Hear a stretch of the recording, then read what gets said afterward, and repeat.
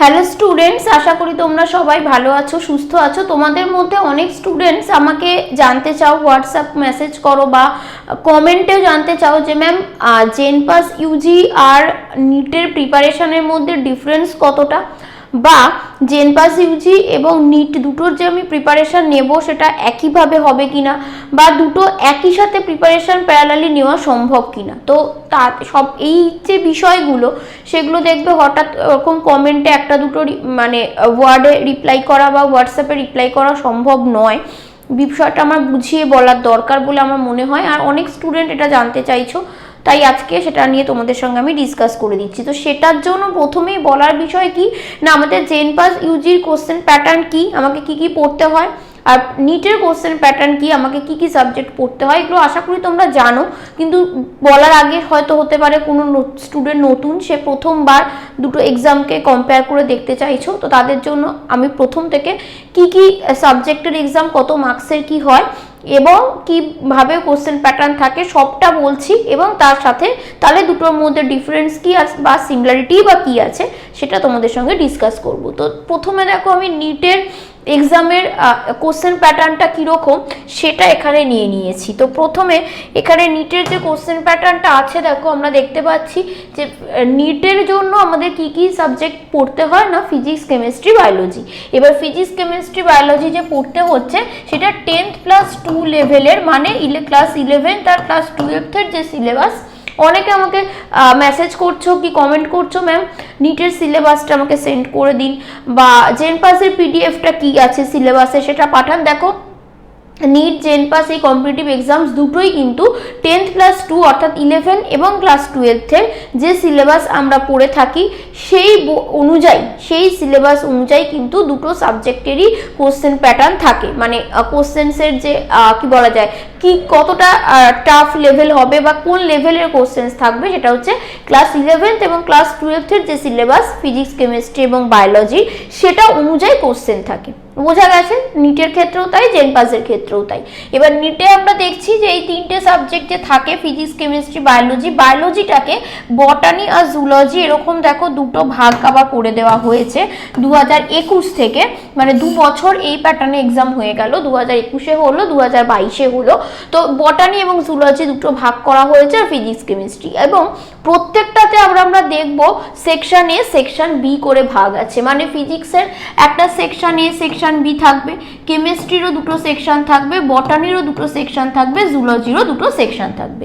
সবগুলোর ক্ষেত্রে সেকশন এটার যতগুলো কোশ্চেন থাকবে সেটা হচ্ছে কম্পালসারি প্রত্যেকটার ক্ষেত্রে। মানে ফিজিক্স, কেমিস্ট্রি, বটানি, জুলজি চারটের ক্ষেত্রেই সেকশন এতে দেখো কোশ্চেন নাম্বার হচ্ছে 35 ফিজিক্সে, 35 কেমিস্ট্রিতে, 35 হলো বটানিতে, আর 35 হলো জুলজিতে। চারটে পার্টেই আমরা দেখব যে 35টা করেই কোশ্চেন সেকশন এতে আছে। ক্লিয়ার হলো? এবার সেকশন বিতে কি আছে না, সেকশন বিতে ফিজিক্সেও 15টা কোশ্চেন, কেমিস্ট্রিতেও 15টা কোশ্চেন। আমরা দেখি যদি ফিজিক্সেও 15টা, কেমিস্ট্রিতেও 15টা, বটানিতেও 15টা, জুলজিতেও 15টা। ক্লিয়ার? এবার সেকশন এটা হলো কম্পালসারি, মানে যে স্টুডেন্ট তুমি এক্সাম দিতে গেছো 35টা যে কোশ্চেন্স আছে সেই 35টাই মাস্ট অ্যাটেন্ড। তার মানে এই নয় যে যেটা তুমি পারবে না বলে মনে হবে সেটাকেও তুমি জোর করে করবে, কেন তোমরা জানো যে নেগেটিভ মার্কিং আছে। তো সেই জন্য যেটা পারবো না আমরা ছাড়বো, কিন্তু প্রত্যেকটাই কম্পালসারির মধ্যে পড়ছে যে পারলে আমি করব। আর 15টার মধ্যে তোমাকে 15টা করতে হয় না, তুমি অপশান পাও যে কোনো 5টা করতে পারো, আশা করি, যে কোনো 10টা করতে পারো, 5টা তুমি ছাড়তে পারো। বিষয়টা বোঝা গেল? 35টার মধ্যে আমাকে 35টাই করতে হবে। এখানে যে 35টা সেকশন এতে আছে সেখান থেকে আমাকে 35টাই চারটে থেকে করতে হবে, ফিজিক্স, কেমিস্ট্রি, বটানি, জুলজি। আর 15টা করে যে সেকশন বি আছে সেখান থেকে আমি ফিজিক্স থেকে 10টা করব, কেমিস্ট্রি থেকে 10টা করব, বটানি থেকে 10টা করব, আর জুলজি থেকে 10টা করব। তার মানে আমার 5টা করে এক্সট্রা আছে অপশান দেওয়া, আমি ছাড়তে পারি। যেটা আমার কনফিডেন্স লাগবে না, যেটা আমি পারবো, তো সেটাকে আমি ছেড়ে দিতে পারবো। হলো? ক্লিয়ার? তো তাহলেই দেখো মার্কসটা আমরা বুঝতে পারছি। ওখানে 35টা করব, এক একটা 4 নম্বর করে, মানে আমি ঠিক করতে পারলে 4 মার্কস পাবো, ভুল হলে আমার -1 নেগেটিভ হবে। সেকশন এ সেকশন বি দুটোর ক্ষেত্রেই নেগেটিভ মার্কিং আছে, মানে সব কটা কোশ্চেন্স, প্রত্যেকটা কোশ্চেন্সে নেগেটিভ মার্কিং থাকবে। টোটাল কোশ্চেন নাম্বার দেখো 200টা হয়ে গেছে, আগে যেটা 180টা ছিল, এখন টোটাল কোশ্চেন্স তোমাকে প্রোভাইড করা হবে 200টা, কিন্তু তোমাকে সেই 180টাই করতে হবে। কেন না 20টা 180 আর এদিকে 20 200, মানে 200টা যে মানে আছে দিচ্ছে তোমাকে, এই 200টা হচ্ছে দেখো 4টের থেকে তোমাকে 5টা করে অপশনাল থাকছে, যে তুমি চুজ করতে পারবে কোন 5টাকে ছাড়বে। তো 5 4 20, তার মানে 20টা এক্সট্রা কোশ্চেন দেওয়া থাকবে, যেগুলো সবই সেকশন বিতে থাকবে। তো সবগুলোই 4 মার্কস করে থাকবে, ঠিক করলে +4 পাবে, ভুল করলে নেগেটিভ তোমার -1 হবে। তাহলে সেটা করলে 35 ইন্টু 4 করে দেখো ওগুলো সব 140 করে হয়ে যাচ্ছে, মানে ক্যাটাগরি এ তে প্রত্যেকটাতে ফিজিক্স, কেমিস্ট্রি, বটানি, জুলজি সবেতে 140 নাম্বার করে ক্যারি করছে। আর সেকেন্ড যে সেকশন বিটা আছে 15টা থাকলেও তোমাকে করতে হবে 10টা, তাহলে 4 10 40, তার মানে 40 মার্কস করে থাকছে তোমার ক্যাটাগরি বিতে প্রত্যেক সেকশনে, মানে ইচ সেকশন তোমাকে করতে হচ্ছে হলো পাচ্ছ তুমি 40 মার্কস করে। তো বাকিটা তো জানো, বললাম যেটা অপশান থাকছে। তো এটা হলো যে নিটের প্যাটার্ন, বোঝা গেল। তাহলে ক্লাস 11 12 বেসিসে হবে, ফিজিক্স, কেমিস্ট্রি, বটানি, জুলজি এভাবে ভাগ থাকবে। কোশ্চেন প্যাটার্ন কি সেটাও তোমাদের বলে দিলাম। এরপরে চলো আমরা জেনপাসের প্যাটার্নটা দেখি। জেনপাসের এরকম দেখো কোশ্চেন প্যাটার্ন আছে, এবং সেই কোশ্চেন প্যাটার্নে আমরা দেখতে পাচ্ছি কিনা জেনপাসেও ফিজিক্স আছে, দেন আমি দেখতে পাচ্ছি আমরা যে জেনপাসেও কেমিস্ট্রি আছে, বায়োলজি আছে। এই তিনটে জিনিস নিট এবং জেনপাসে মানে কমন, এবং তিনটের ক্ষেত্রে নিট এবং জেনপাস দুটোর ক্ষেত্রে ক্লাস 11 আর 12 সিলেবাস মিলিয়ে আমাকে পড়তে হবে। এবং কোশ্চেন প্যাটার্নটা আমরা যদি দেখে নিই ফিজিক্স, কেমিস্ট্রি, বায়োলজির জেনপাসে কীরকম কোশ্চেন প্যাটার্ন, সেটা দেখো ওখানেও ক্যাটাগরি এ এবং ক্যাটাগরি বি করে ভাগ করা। ক্যাটাগরি এতে ফিজিক্স, কেমিস্ট্রি, বায়োলজি তিনটেতেই 15টা করে কোশ্চেন থাকবে, 15টা কোশ্চেন্সের প্রত্যেকটার 1 মার্কস করে থাকবে, তার মানে তুমি 15 নম্বর ওখানে পাচ্ছ হচ্ছে ক্যাটাগরি এতে। যদি ভুল করো তাহলে -0.25 হবে, মানে এক একটা প্রশ্ন উত্তর যদি ঠিক হয় তুমি 1 পাবে, যদি উত্তর ভুল দাও তাহলে 0.25 করে তোমার নেগেটিভ হবে ক্যাটাগরি এর জন্য। এবার ক্যাটাগরি বিতে যদি চলে আসো, ফিজিক্স, কেমিস্ট্রি, বায়োলজি সবের ক্ষেত্রে এক একটায় দেখো 5টা করে কোশ্চেন, মানে 5টা ফিজিক্সের কোশ্চেন পাবে, 5টা কেমিস্ট্রির কোশ্চেন পাবে, 5টা বায়োলজির কোশ্চেন পাবে, এবং প্রত্যেকটা 2 মার্কস করে থাকবে। তার মানে ফিজিক্স, কেমিস্ট্রি, বায়োলজি প্রত্যেকটার ক্ষেত্রে 10 নম্বর করে। তার মানে প্রথমটায় 15টা, পরেরটায় 5টা, মানে ফিজিক্স, কেমিস্ট্রি, বায়োলজি প্রত্যেকটার ক্ষেত্রে টোটাল 20টা করে প্রশ্ন থাকবে। ক্যাটাগরি এতে 15টা, ক্যাটাগরি বিতে 5টা, এবং ক্যাটাগরি এর সব 1 মার্কস করে, ক্যাটাগরি বি এর সব কোশ্চেন্সগুলো 2 মার্কস করে। তার মানে আলটিমেটলি ফিজিক্স, কেমিস্ট্রি, বায়োলজি প্রত্যেকটা 20টা করে কোশ্চেন, এবং 20টা কোশ্চেন্সের প্রত্যেকটা ফিজিক্স, কেমিস্ট্রি, বায়োলজির এক একটা মার্কস হলো 25 করে।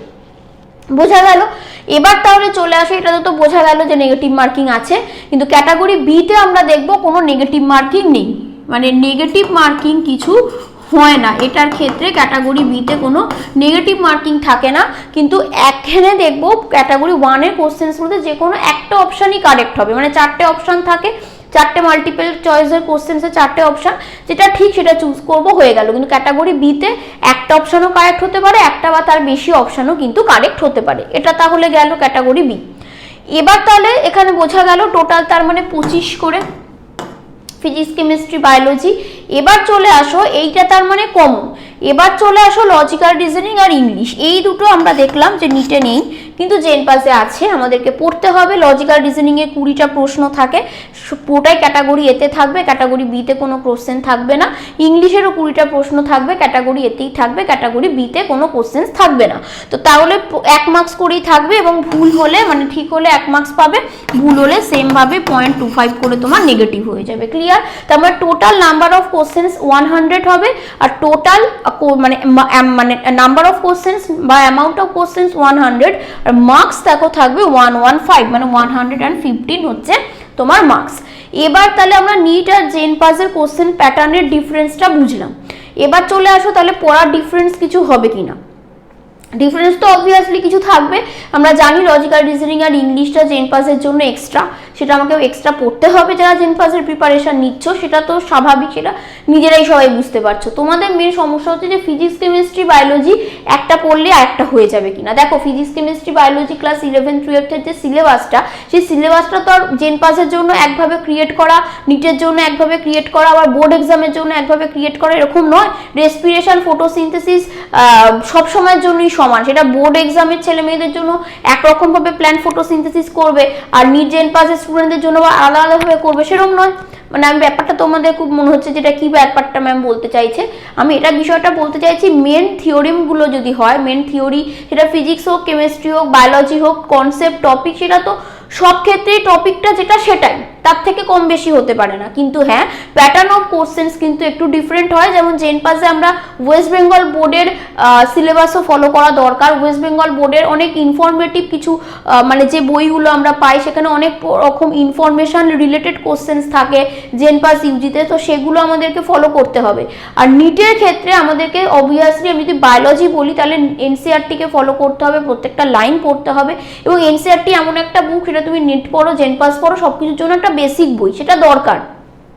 এবার তুমি যখন কোশ্চেন্স প্র্যাকটিস করছো তখন যদি তুমি কম্পেয়ার করে দেখো তাহলে বুঝতে পারবে যে নিটের ধরনটা কিরকম, মানে নিটের কোশ্চেন্স আস্কিং প্রসিডিওরটা কিরকম, কোশ্চেন ফর্মিংটা কিভাবে হয়, আর জেনপাসের কোশ্চেন ফর্মিংটা কিভাবে হয়। তো সেই ডিফারেন্সটা তো থাকবেই।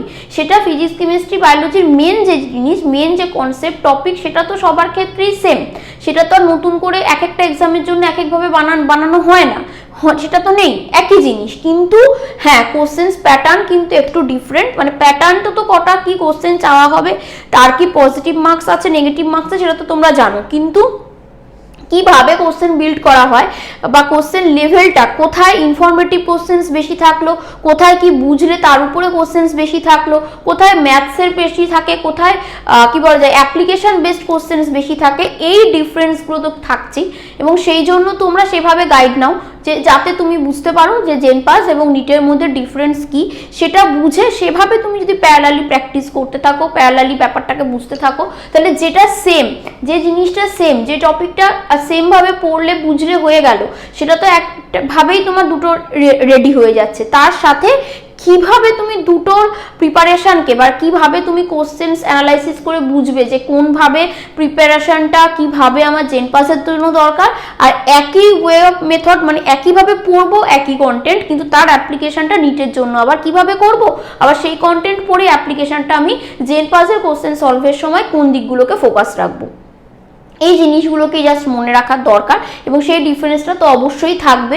এবং সেটা আমি মানে এভাবে কোশ্চেন প্যাটার্নের ডিফারেন্স বললাম তো, মানে বললাম এবং তোমাদের বলে দিলাম যে হ্যাঁ, পুরো 100% তো দুটো এক্সাম সেম নয়। কোশ্চেন্স খুব ভালো করে যদি আমরা অ্যানালাইসিস করি তাহলেই বুঝবো যে কোন মানে নিটের জন্য ফোকাস করলে আমাকে কিভাবে ফোকাসটাকে করতে হবে, আর জেনপাসের জন্য যদি ফোকাস করতে চাই আমাদের কোশ্চেন্স প্রিপারেশন বা কোশ্চেন্সের ডিলিং কি করে করতে হবে, দুটোর তো একটু ডিফারেন্স আছেই।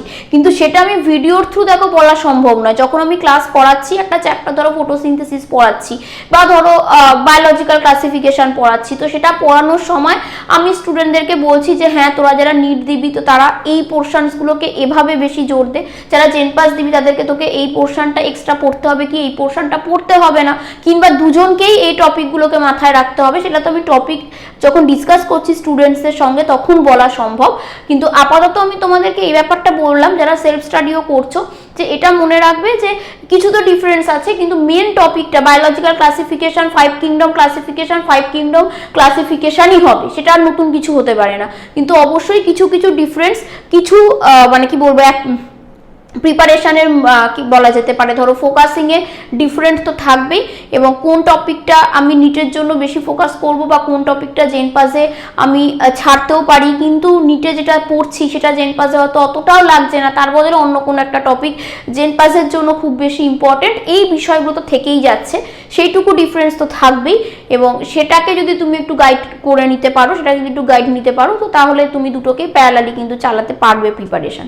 তো সেই গাইডেন্সটা জাস্ট দরকার, এবং এটা তোমরা অনেকে জানতে চাইছিলে, আমি তাই জন্য বিষয়টা ডিসকাস করে দিলাম। তার সাথে সাথে বলে রাখি, তোমরা কোনো স্টুডেন্ট যদি নিট এবং জেন পাস বা জিএনএম এএনএম এসএমএফডব্লিউবির কোনো কোর্স অ্যাডমিশন নিতে চাও, তাহলে স্ক্রিনে যে নাম্বারটা যাচ্ছে এই নাম্বারে আমাকে হোয়াটসঅ্যাপে মেসেজ করে রেখো। আমি অবশ্যই তোমাদের যা জানতে চাইছো ক্লাস রিলেটেড কোয়ারিজ থাকবে সেগুলো রিপ্লাই করে দেবো। সবাইকে all the best, thank you.